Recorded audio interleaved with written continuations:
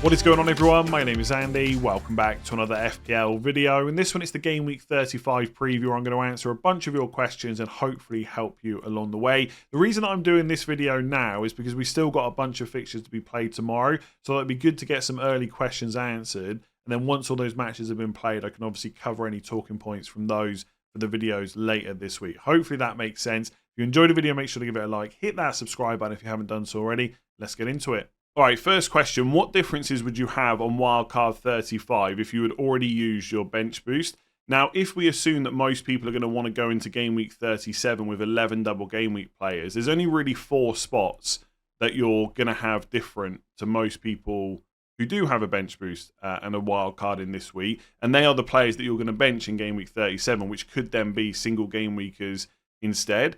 And I think the 2 teams you're going to be looking at are Arsenal and Liverpool. Now, with Liverpool attackers, I'd be slightly put off by the fact they've got everyone back fit at the moment, right? So Salah, Gakpo, Diaz, Darwin, Jota are all options. And we've already seen that Klopp is willing to rotate in the first game of Game Week 34, despite the fact the title is still on the line. If players need a rest, Klopp will rest them, right? So I would probably be a little bit put off by that. Jota is obviously a massive differential at the moment. He's super low owned. We know what he can do if he gets the minutes. But is he going to start every single game for Liverpool from now until the end of the season? Probably not. So I'd maybe avoid Liverpool attackers. But Trent could be a huge differential and someone that does have the capability of playing every single match, especially when they've only got a week between games once this double in 34 has finished. So I quite like Trent, but obviously he's very expensive. So it depends if you can make the money work. If you went for him and 11 double game week players, essentially you'd be benching him for Villa away in Game Week 37, which isn't that bad. I'd expect Villa to score in that match. And you'd have him for West Ham away in 35, Spurs at home in 36, and Wolves at home in 38. So I don't mind him as a differential option, but obviously he is 8.4 million. So you've got to have the kind of team value to make that work. Otherwise, you're really looking at Arsenal players. I would almost certainly, I think, now I'm on bench boost, so I haven't looked at this quite as much as you will have when you don't have your bench boost. But I think my goalkeepers would be Vicario or Petrovic, I guess, but probably Vicario and Raya. So you get Vicario for the double in 35 and the one in 37. And then you have Raya for 36 and 38, which is Bournemouth at home and Everton at home, I believe. I'm just going to double check that, make sure I've got it right. But I think that is correct. Yeah, so Bournemouth at home in 36, Everton at home in 38. And then I'd probably go for Saka instead of one in the midfielders. So on my wildcard draft, I had Maddison, Son, Palmer, Foden and Fernandes. I would just drop whichever one you don't like of those. Or obviously you can just pick your own midfield. You might have Gordon, De Bruyne, etc. But you're just dropping one of them for Saka. And again, you could bench him in 35 if you wanted to against Spurs away. Play him for Bournemouth at home, bench him for Man United away, and then play him Everton at home in 38. And then one Arsenal defender, Gabriel Saliba or Ben White. A lot of people on wildcard 35 that are bench boosted in 37 will have a Liverpool defender anyway, and you might be in that position. So it's really just one other spot to fill, and it's probably a defensive position. It doesn't have to be someone without a double game week. Like, for example, if you've got Isak and Gordon, and you don't really need a Newcastle defender for 37 because you've got 3 other double game week players you want to play, you could still have a Newcastle player on the bench because the fixture's overall good anyway, and obviously there might be injuries and stuff like that, and you might need them in Game Week 37. But ultimately, for me, the big difference would be having 3 Arsenal players, whereas on my wildcard without the bench boost, it's probably going to be 1. I think Raya almost becomes like an obvious pick because you can hide him quite easily. Like, I think people benching Saka against Spurs and Man United might not like that, but benching Raya for those games is pretty easy. Same for an Arsenal defender, and then you've just got them for the 2 home games. And it's also worth saying, obviously, that Liverpool and Arsenal both winning their first game in 34 puts a bit of pressure on City. And if they win their second game of 34, City are then 4 points behind with a game in hand. And it gets, I think it actually might be, just 1 game in hand, I think that would be. Or is it 2 games in hand? No, just be 1 game in hand. Yeah, the Spurs match, right? I'm getting confused with all the fixtures they've got. It would still be in their hands, of course, Man City, but it at least keeps the title race going. So we're going to be, the closer we get to Game Week 38, we're going to be thinking about rotation, but I just don't see it happening with Arsenal too much at the moment. And those home games they have in 36 and 38 are really nice. So I can't think of any other teams that don't have a double that would be worth like massively targeting. Like Brentford's fixtures are pretty good, but Are you going to go and put maybe a Reguilon instead of Trent? Could be an option if money is obviously an issue. But I don't think there's too many other teams that don't have a double game week that we haven't talked about a lot. Really, Arsenal are going to be the key team if you've not got a bench boost. So this next question is one of those that shows just how quickly things can change in FPL. Are any of the Crystal Palace players worth holding until the end of the season? So obviously they've just smashed West Ham 5-2 in their first game of double game week 34. The Newcastle game hasn't been played yet at the time of recording, but I kind of like that because it means I'm answering this question without too much hindsight bias. Now, a lot of this will depend on what chips you have.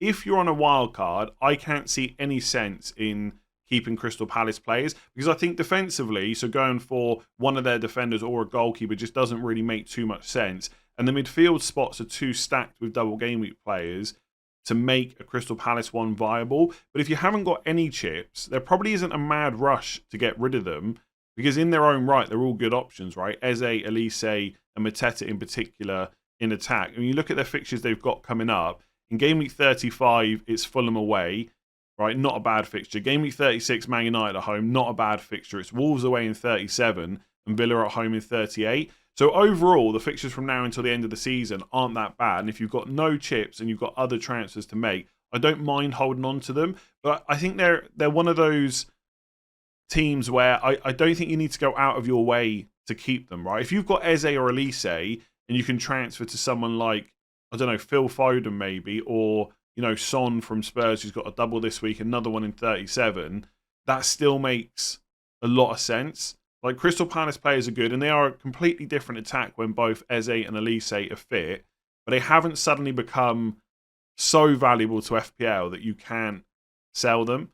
So, like I said, if you've got no chips and you don't have the transfers to get rid right now, you've just got other things to prioritise, that's absolutely fine, right? Fulham away is not a bad fixture. And Eze and Elise and Mateta as well are going to still be quite big differentials this week because a lot of people would have just free hit them in, or they're going to wildcard them out. So their ownership will be quite low.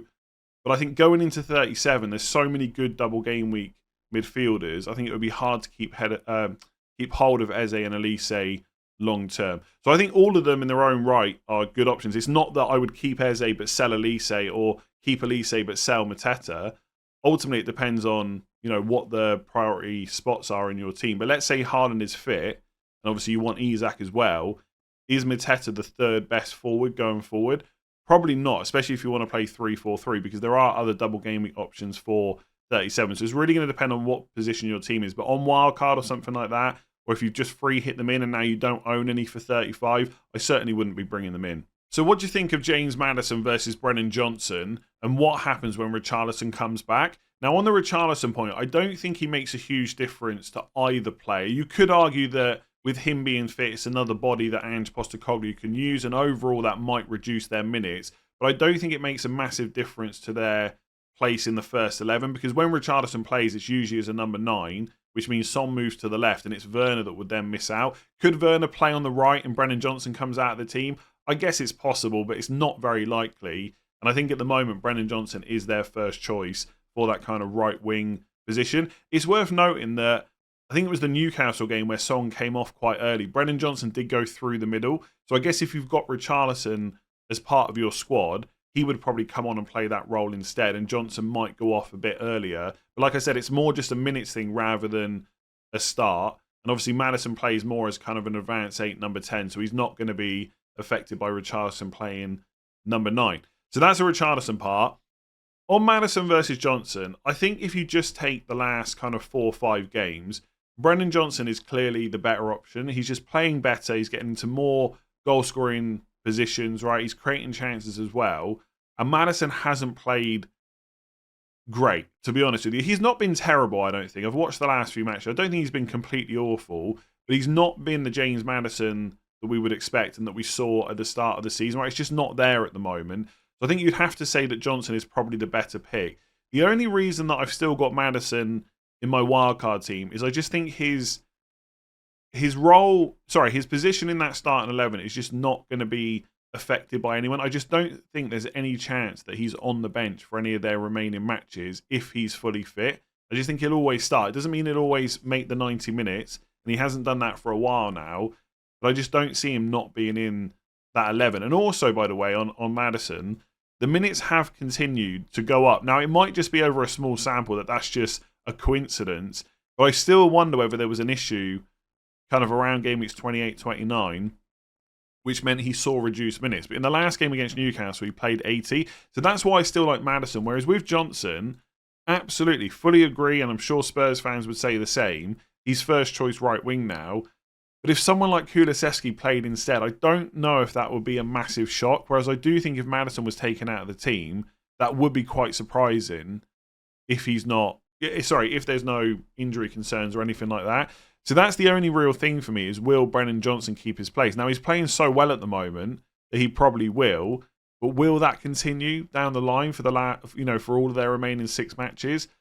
I'm not so sure, but I do really like his price at 5.8 million. And if money's tight for you or you've got less team value, there is a big difference between him at 5.8 and Maddison at 7.8, right? There's 2 million difference. So I don't know. I like Johnson. I just struggle with players like that because all I'm kind of focused on, it's not even what he can do. It's more so, in a few game weeks' time, am I going to be stuck with a player that I've then got to transfer out? And I think if you've got no chips, like you're not on Wildcard, you want to be pretty sure they're going to continue to play. Like Johnson will get minutes either way, right? If he's benched, he'll come on, and he can be effective from the bench. We've seen that before, but you want those starts. Don't kid yourself that you're happy with him off the bench because that only lasts for a few game weeks until you get sick of it. But I think right now, I think you've got to say Johnson is the better pick if they're both going to get similar minutes. But I'm just not, as you can tell, I'm not completely convinced it's going to happen all the way to the end of the season. And if you're going to buy a Spurs attacker, they are going to be important for you from now until 38 because obviously they got the double this week, the double in 37 as well. And the last game of the season is Sheffield United away, which is decent too. So you want to get it right. All I can say is, if someone showed me a wildcard team with Brennan Johnson in, I would not sit here and argue that that's a bad pick. I think sometimes there are just bad picks that I just don't think are worth it. Brennan Johnson's not in that category, and I guess that makes him a good option moving forward. Can I see myself putting him on my wildcard team? I don't think so. I'd be more likely to go to Maddison, but that's because I just play so safe with minutes. I think Maddison is that a little bit safer. So what are your opinions on going without Haaland for the rest of the season and instead going for an informed De Bruyne and 2 defenders? Now, just on that last point about the defenders, this is probably a side conversation, but I think whether I go for Haaland or De Bruyne or even both, I would still want Phil Foden. I think he's just such good value from now until game week 38. And if Arsenal and Liverpool win their second game of game week 34, it's hard to see Man City being clear of both of those teams by the time we get to game week 38. And if that's the case, City have only got the Premier League to worry about now because the FA Cup is 6 days after game week 38. Foden is surely going to get really good minutes, and he's such good value and such a good option. It's hard to go without him. So I'm not completely convinced by 2 defenders, but like I said, that's probably not the main part of this question. With Haaland versus De Bruyne, the only way that I would pick De Bruyne instead of Haaland, I think, is if Haaland is out. If he's fully fit, I think it's really difficult to go without him for the rest of the season because ultimately, the fixtures for Man City are pretty good the whole way through. Forest away in 35, Wolves at home in 36, the double in 37, Fulham away and Spurs away, and not bad fixtures. And then you got West Ham at home in game week 38, who've just lost 5-2 to Crystal Palace. And if the league is still on for all of those matches and Haaland's fit, he's going to play. And I think it's quite difficult to go without him. I guess one thing to think about is captaincy. And some people might be in a position now where they feel like they've got to go mega differential, in which case, fair enough if you want to drop Haaland.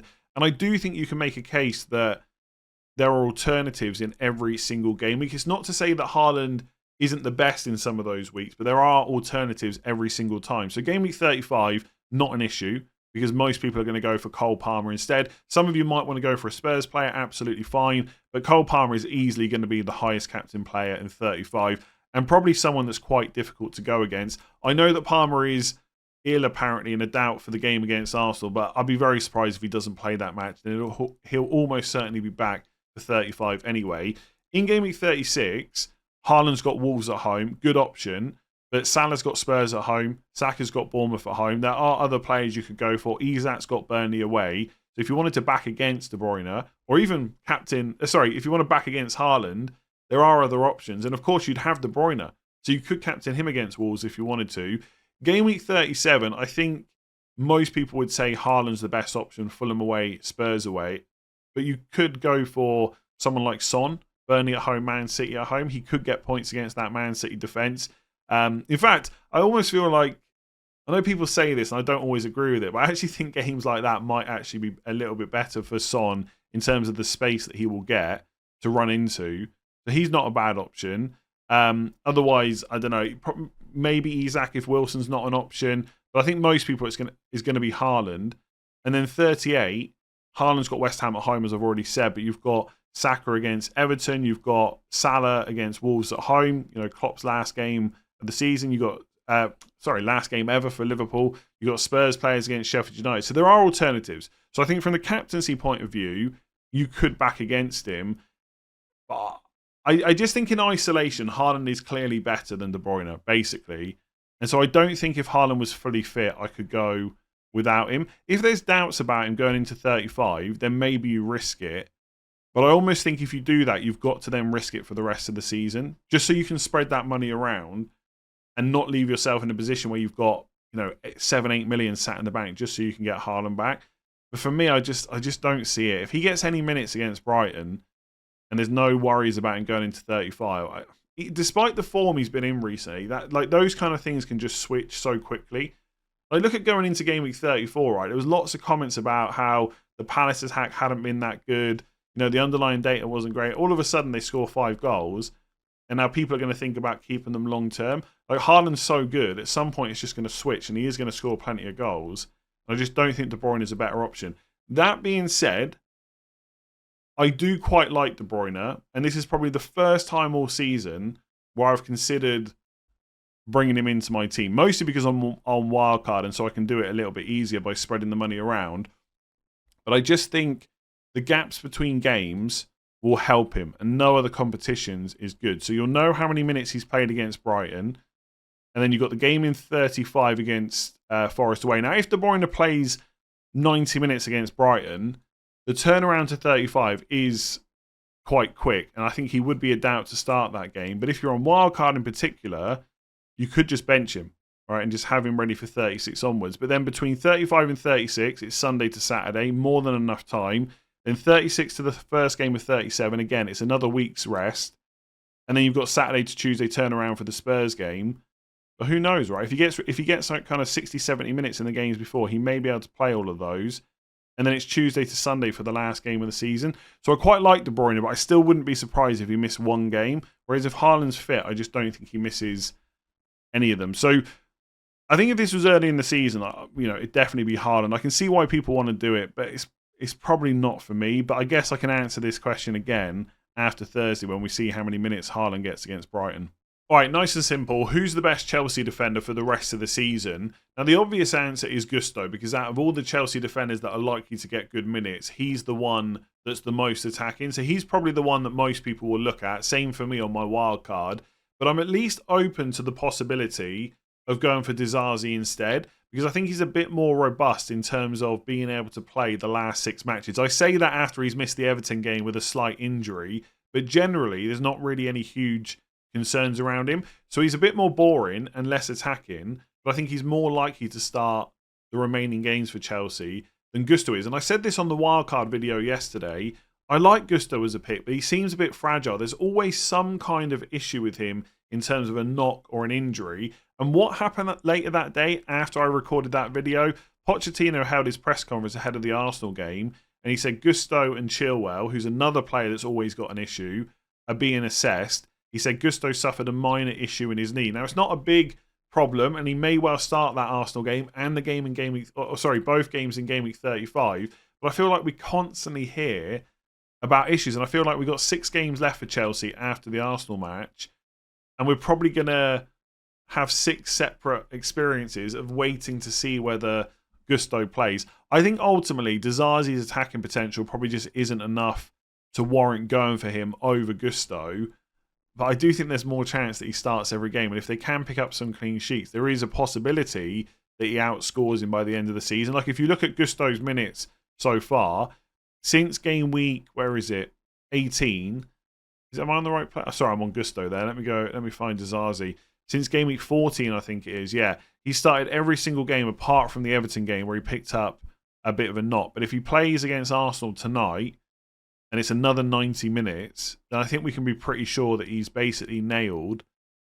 And then for the rest of the season, as long as he doesn't pick up another injury, which he hasn't done very often this season, he should be fine. Now, it's worth saying that Chelsea do have a lot of centre-backs. Thiago Silva's there. Chalobah's back fit as well. You've got Badia Sheila. It's possible that Disasi does miss a game, especially last game of the season if Chelsea don't have anything to play for. But there are European spots still up for grabs.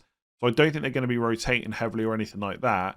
And from what we've seen so far this season, Disasi is one of their first choice centre-backs. So I like him, but I think ultimately I'd probably go for the more exciting pick, which is definitely Gusto. So what is your opinion on taking hits now versus later? For example, game week 35 versus game week 37. I need to take a -4 to get my ideal bench boost 37 team, and I feel like taking a hit this week is worth it as there are more weeks for it to pay off. Now, a few people might be in a position where they need hits to manage the rest of the season if they've used all their chips. I think ultimately it comes down to whether that player you're bringing in for a hit also benefits you quite heavily now. Because obviously, yes, you want that hit to pay off in the long term. But if you're bringing in a player for 35 and 36, which isn't really that much of an upgrade over the one you're taking out, then there seems like very little point in doing that unless there's kind of money consideration. So if there's going to be price changes that are going to price you out of that move and you think that's absolutely the one I've got to do, then maybe you bring that hit forward. But if it's not going to benefit you this week and in 36, I don't really see the point in doing it. Because by the time you get to game week 37, there could be injuries that mean you've got to take a different player out instead, or the one you wanted to bring in is injured, or it could be that a different player entirely gets injured, but that means that someone else is then going to get more minutes and they might become a slightly better option. For example, right, Eddie Howe spoke today that he's hopeful that Trippier will play again this season, but if by the time we get to 37 he says, do you know what he's actually done? He's not going to play. All of a sudden, Livramento might become a slightly better option than going for like a Davern. I don't know who you're looking to buy, but stuff like that can happen. So it's nice to have the players in place ready for your ideal bench boost. But unless that player benefits you now, there's just not really any need to do it. Because ultimately, if that player is worth taking a hit for your bench boost alone and the fixture they've got in 38, that hit is still going to be worth it in 2 weeks' time. I get why the question's being asked because, as we get closer to the end of the season, there is less time for hits to pay off. But with a double game week for a lot of players and a bench boost as well, those hits are going to be more viable than probably they normally would be at the end of a season. So should we go for the likes of Burn or Dalot, who have better fixtures than Spurs but one less match overall? I'm looking to replace Udogie. Now, lots of people are going to be in this position. Udogie is out for the season. I'm also looking at Spurs players and defenders on my wildcard. I've pretty much come to the conclusion that Porro is the only one that interests me. I think if Ange Postecoglou says on Friday that Porro is fit and you've got the money, Udogie to Porro is not a bad move. I'd rather have him for 35 and 37 than Dalot and Dan Burn as an example. But if Porro's not fit for 35 and then your choice is Romero or Van de Ven, that's a lot less interesting. Because obviously the double in 35 is not that great anyway. Arsenal at home and Chelsea away. The chances of Spurs getting a clean sheet in either game are pretty low. And of course Van de Ven and Romero have got a bit of goal threat, but it's nothing compared to someone like Pedro Porro. So I think with Porro, you can almost not disregard the fixtures, but there's a little bit less emphasis on them because he can go and get you an attack and return as well. Romero and Van de Ven, it's just not there for me. And then when you get to 37... Spurs do have, obviously, Burnley at home as one of their double game week fixtures, but the other one is Man City, so I don't see any kind of clean sheet there either. Whereas at least with Newcastle, like Brighton at home, maybe a clean sheet. Man United away, not terrible. And like you've said, they've got Sheffield United at home this week, which is nice. Burnley away in 36. And it's a similar conversation with Man United players who've got Burnley at home this week, and then Palace away in 36, which is not that easy to be fair. But the double is quite tricky. Arsenal at home and Newcastle at home. And I think you could make an argument. I don't even think you'd have to argue that heavily, right? That is a worse double than Burnley at home and City at home. Because Man United are not keeping a clean sheet against Arsenal, just like Spurs aren't against City. But Burnley at home is better than Newcastle at home. So actually, you could maybe make a case that Romero or Van de Ven are better than Dalot, but then they don't have as much attacking threat. And obviously Burnley at home this week is a good fixture. That's kind of where I'm at. I think essentially the answer to the question is, if Porro's not fit and I'm selling Udogie, I'm probably looking elsewhere from Spurs. But I'm still very much in a bit of indecision about Spurs players on Wildcard. And obviously, some people might just be looking at selling Udogie who don't have chips left. And I think I would like 3 players, but I really don't think it's the be-all and end-all. And I just think Romero or Van de Ven they're just not fun or that great of FPL picks compared to someone like Porro. So if Porro's fit and you've got the money and it's not going to affect your future transfers too much, I'd probably go for him. Otherwise, yeah, choose Burn or Dalot. All right, another defender question. So which Man City defender should we go for? Now, I think the best 2 options to look at are either Ruben Dias at 5.5 or Vardio at 4.9 if you want someone cheaper. I wouldn't be considering any of the other options. The reason that I've put Dias in is because I think out of all the Man City defenders, he has the most chance of starting every single game. Is that a guarantee? Absolutely not. These are Man City defenders that we're talking about at the end of the day. But I think that with the gap between most of the games they have left, he could start every single one as their first choice centre-back or one of their first choice centre-backs. And the reason I think that is because of John Stones being another one of those players that's a little bit fragile, always seems to have some kind of a knock, and Man City are not willing to risk it with him. And I think the Real Madrid game kind of shows that.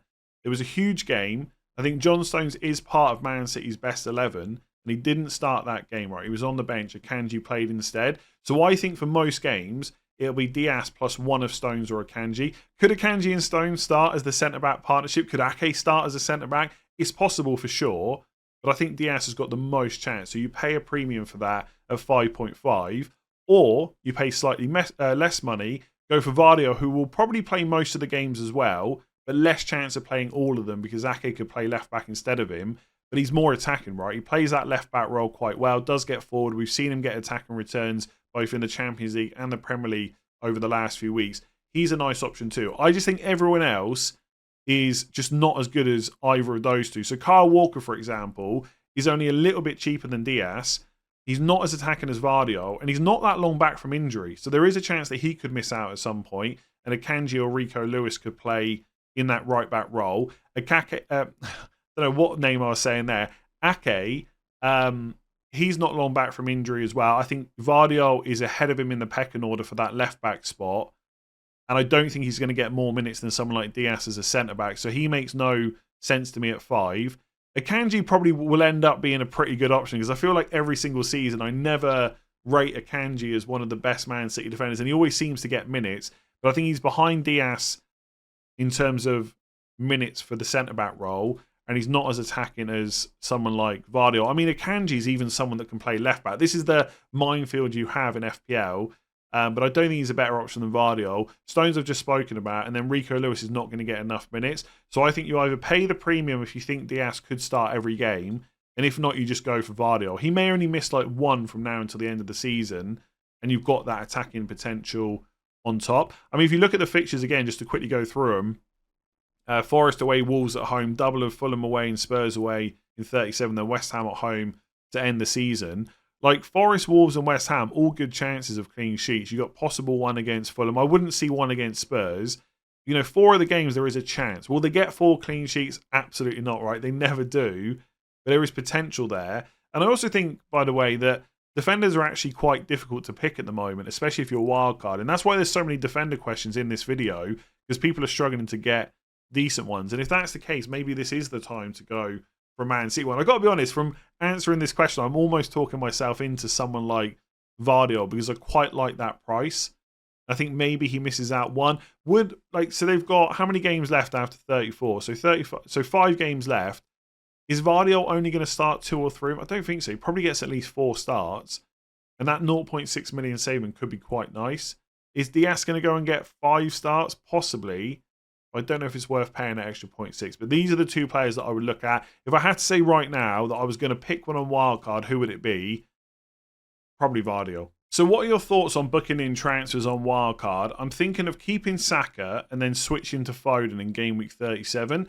Now, I certainly don't mind it, right? It's always worth having a plan in FPL. You want to try and maximise your points. You can't carry transfers into next season or anything like that. And I do think for most people wildcarding in 35, they'll roll in game week 36, and hopefully, as long as nothing's gone majorly wrong, have 2 transfers going into 37. So if you've only booked in 1, you've still got another spare transfer. I guess the question is that you need to ask yourself is, if you've got this transfer booked and another injury or 2 crops up, how much does that mess up your plans for game week 38? I think where you get in trouble is where you've got a kind of intricate plan where every week you've got a transfer booked, 1 in 36, 1 in 37, 1 in 38, because things can go wrong.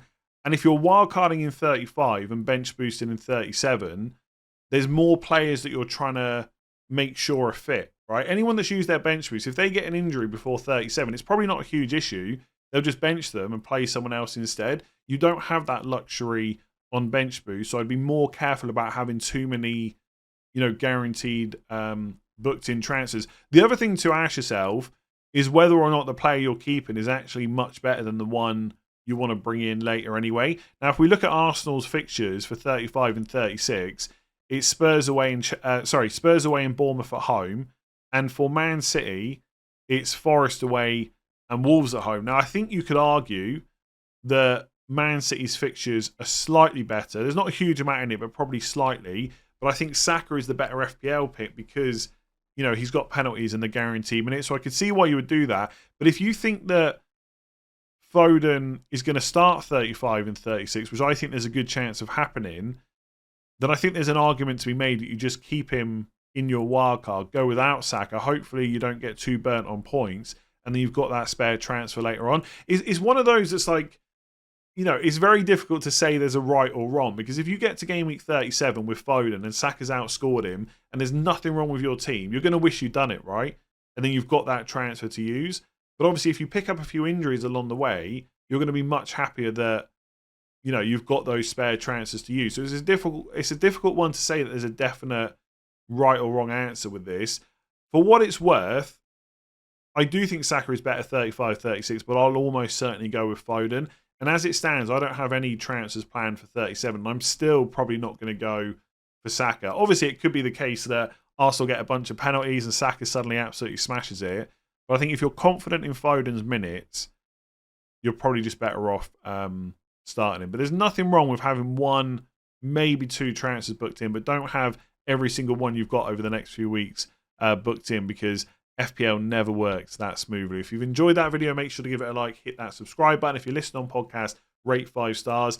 I think my plan this week, because of so many fixtures tomorrow still to be played, is to maybe not do a video tomorrow and then either do transfer tips on Thursday, team selection and final thoughts on Friday, or maybe even just skip transfer tips, do team selection on Thursday and then final thoughts on Friday and answer a few more questions. So I'll see what I'm going to do, but I don't think I'll make a video tomorrow because the only extra match we'll have before then is Chelsea versus Arsenal. But let's see what happens. Maybe there'll be some massive talking points. If Palmer gets injured or something like that, suddenly there's a lot to discuss moving forward. But anyway, if you've enjoyed that, give it a like, hit that subscribe button, rate 5 stars if you listen on podcast, and I'll catch you again soon.